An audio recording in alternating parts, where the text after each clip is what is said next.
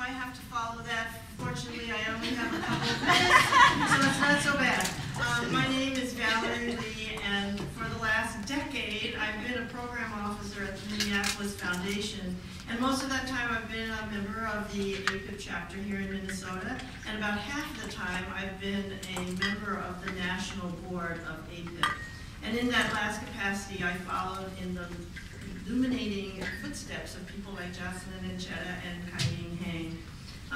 And so we all want to say that we are so happy that you are all here this evening to join us in AAPIP's 20th anniversary celebration, and a very special appreciation to Mike Al, who I've known for a while, but I'm always amazed. Thank you so much. In a few minutes, like a minute, we're going to, I have the honor of introducing the screen. We're going to join a live stream that's linked to 11 sites in 3 different time zones. Hopefully, we'll be able to do this. Everyone said, this is great. We're going, yeah, I think so. And if that doesn't happen, then Lori wants me to lead the AAPIP cheer. You know, when I say AAPIP, you say yay. Or we can do the wave, whatever you want. But hopefully you've seen the agenda for the national program that's in your written handout. And so I'm also supposed to, on Lori's instruction, make sure that I tell everyone you can move about when the program is on, because they can't actually see us. We don't think, we're not sure, but we don't think they can see us. So you can go and have some more refreshments and some wine and beer and so on. So enjoy yourself. And so now I think that through the magic of technology, live from everywhere, it's AAPIP.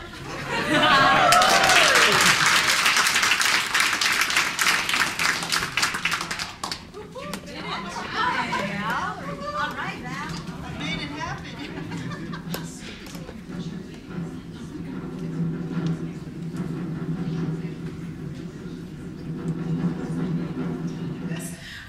I want to really take this opportunity to thank a couple of people who have been really instrumental in making this event happen here. Dorothy Scova from the Minnesota Women's Foundation. Lori Todd. Where's Lori? Lori Todd from the Ignite Foundation. Valerie Lee from the Minneapolis Foundation. And Margie from our office. They've been incredible and really supportive and willing to do anything to put on the event. So thank you all so much. We have more food, more drinks, and we hope that you will stay after and mingle and drink, because we want to try to... No. We've had some of those wine bottles for a couple years. So please help us celebrate. Thank you all for coming. You can use whatever you come up with that you like. So basically, this will be coming on after the clips with your speakers and your introductions, and then the video. So now, if you could tell us what you thought of the national feed and what you liked about the speakers from New York and from San Francisco. Okay. Sure. Well, I think we wanted to make sure that we had a program, a local program, so that we could really talk tangibly about what's happening here in Minnesota. So Michael really presents really a great tangible example of somebody who came as a refugee child and really grew up here and now is in the field of philanthropy, but really has taken that personal experience and and it's the way she has used it to do her job, right? And so she's a part of the fabric of Minnesota, which I think is really enriched what we're trying to build here. I think what Peggy spoke about, sort of AAPIP's big vision and our future direction and what we want to do, really builds on what Michael spoke about personally, right? So I think we hope that they flowed well together in terms of giving something concrete about what does this mean, for a neighborhood like yours, for community people like you, and then to talk about, well, where's this going, right? Where's the big vision? How does this add up? And I think that Peggy did that beautifully in terms of talking about AAPIP's big vision of building democratic philanthropy, our campaigns to build more giving circles, and also our ambition to push established philanthropy to invest more in our communities, right? And Danielle from New York really just provided another context and gave us another linkage to know that this is really about what we can all do together, right? So it's not just Minneapolis, not just San Francisco, not just New York, but we are all connected and we all share this vision. It is what we hope that by doing daily that we can change what is possible for our communities, right? So I hope that that's what you all got in terms of the local program, the connection to national, and our wanting to make sure that people saw that we were connected to many sites. We couldn't get to all 11 sites, but we did connect the 2 big sites of New York because it was really the first, where AAPIP first opened its office. So in case you didn't know that was the significance of why we picked New York as a second site to also feature. Yeah. Could you maybe enlighten this community a little bit on what she talked about, what building democratic philanthropy is about? Because I understood it to mean, she talked about the importance of getting away from lofty mission statements and goals to the nitty-gritty of what needs to be done and pinning down and identifying what needs to be done, and how this organization goes about identifying the challenges that they see that aren't always obvious to the mainstream community. I think it really comes from all of our personal experiences that as we reflect on history and we look at the current state of communities, we still have enduring challenges, right? Like racism, like sexism, like all the things that communities are experiencing. And how is it that we can have vision for what we want to see in the future, but actually take risk and take action, right? So when she says it's about the practice, I think, in the past we've been able to articulate that we want justice and equity, right?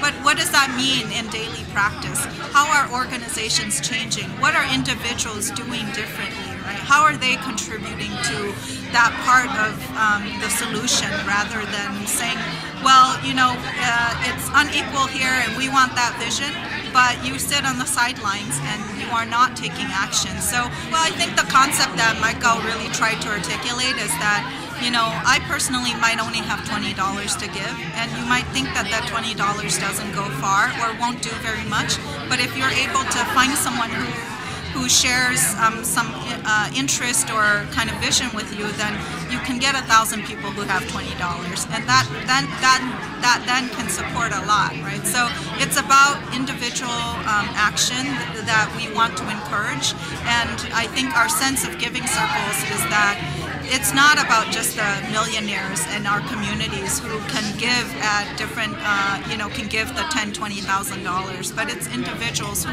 who see what's going on in their communities and they care and they want to do something about it. How do we pool that resource together? As well as, for us to be able to look at our community conditions and to really go with the vision to establish philanthropy and to also say, we think you should invest in this way, right? And so it's not people are not just going in with a tin can and begging for 10 cents, right? We have huge community issues that need to be resolved, but communities also have solutions and ideas, right? And so how are they actually a part of the fabric of philanthropy? And so the idea is both about our individual action and not waiting for others, but also about what we can push for and ask for from established institutions that are supposed to be a part of solving big social problems. So, yeah. So that's the way the community can become directly involved with donations, but with this movement that you're doing, the social justice movement and the democratic philanthropy, how does the average person educate themselves on this broad concept? That's broad, and become involved directly or indirectly in what you do? Yeah. Well, I think the idea of social justice and democracy is really the principles about full participation, right? And that we all have a responsibility to act and to ask for what we need, but to also take action in it to make things better, right? So I think it's about those kinds of principles. So it's sort of like democracy, our vision of democracy in America, right? It's like you can't wait at home and complain about why policies are not working. You want to show up to also vote, right? And then once you vote, you have to hold your elected members accountable, right? What are you doing? Or I didn't like that, or I want this. And I think it's the same concept, and I think that's the idea of democracy. And I think social justice is about a collective will to do something that has benefits for many, right? For everybody in the community. So when we say social justice, well, I might personally benefit from support or from a group's action, but it shouldn't just be about me, right? It's like the collective good. How does an effort actually benefit the collective community? How do we go beyond our own individual interests to know when we say we're a nation of immigrants, we're a nation of immigrants forever, right? How can we be a nation of immigrants for us and then not uphold that for someone else, right? So it's about the collective good. With this proactive approach, when you approach individuals or organizations, are they RFPing, or do you say we recognize this capability in your organization to accomplish this outcome, and we want to help you do that? How does that work? Is it different than the traditional approach to building a program? I say we really always start with community first. So even though I'm Hmong, for example. If I actually want to work with the Hmong community, I don't just assume that I don't have to talk to anybody else, right? Any other Hmong person. So I think it always starts with the story. What's the community story? What are the multiple experiences in that community? What are the priorities of that community? And what does it actually want to build, right, for itself? And then, what are the assets and strengths and potentials that we can build on? So, I think we know that, it's very easy to talk about all of our needs, and we can always go very quickly into a conversation about disparities and who's doing worse. But if we want to talk about, I think, action and things like that, and really believe that every person in the community has something to contribute, then it has to be much more proactive, right? And I think that's our vision, is how do you start with community stories, and then how do you actually make sense and make meaning of all of those stories, and say, oh, what's the possible thing we can do together, right? And then how do you do that thing and look back and say, oh, did it work, and how far have we gone, right, towards kind of that vision? So I hope that that's sort of the cyclical process in which we work, and we always try to really pay attention to whether we are truly making progress towards the vision of justice and equity for all. So this November, when you have what do you call a retreat, or the event where you all get together and kind of decide what you're going to do in the next year, or decide? Oh gosh! What do you call that? You mean like our staff retreat? That's what it's called, staff retreat. Does anything about this event or preparation to it? Yeah. Maybe you could describe what you're going to be doing at that event. Yeah.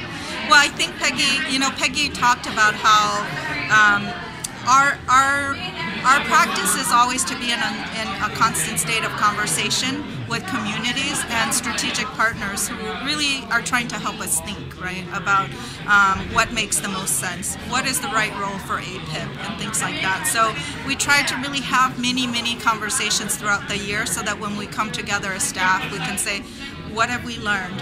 What are the themes that we're hearing, right? And where are communities ready to move, right?